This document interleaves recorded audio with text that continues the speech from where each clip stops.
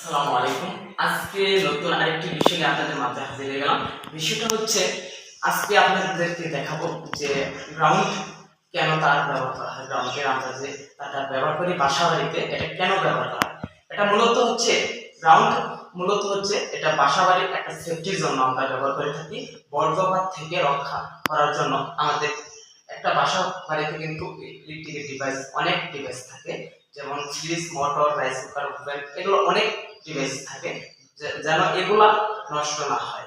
যাই হোক, আজকে মূলত এই ভিডিওটা হচ্ছে যারা নতুন ইলেকট্রিশিয়ান অবশ্যই তারা এই গ্রাউন্ড তারটা আপনারা ব্যবহার করবেন। যে কোনো বাসাতে কাজ করেন বা যে কোনো ফ্ল্যাটে কাজ করেন, গ্রাউন্ড আপনারা সবাই তারটা টেনে রাখবেন, যাতে ইলেকট্রিক কোনো দুর্যোগ বা কোনো শর্ট সার্কিট হলে যে বাসা বাড়িতে কোনো দুর্ঘটনা না হয়। আর মূলত আজকে আপনাদেরকে দেখাবো গ্রাউন্ডিং আমরা কিভাবে করব।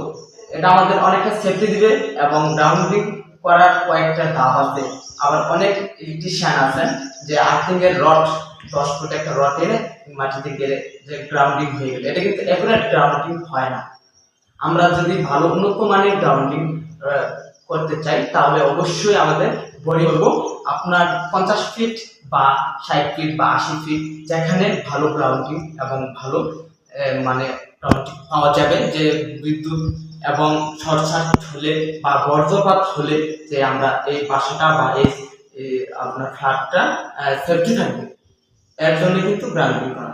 যাই হোক, অবশ্যই আপনারা ভালো করে বোরিং করে এবং তামার কপার পাইপের মাধ্যমে এটা অবশ্যই গ্রাউন্ডিং করে নেবেন, যাতে আপনারা নিরাপদে থাকবেন। এবং বজ্রপাত থেকে অনেক ইলেকট্রিক ডিভাইস আছে, ফ্রিজ এবং মোটর, রাইস কুকার, এগুলা যেন ভালো থাকে। অবশ্যই আমরা এখন দেখবো কিভাবে গ্রাউন্ডিং করা হয়। চলুন তাহলে আমরা গ্রাউন্ডিংটা দেখে আসি।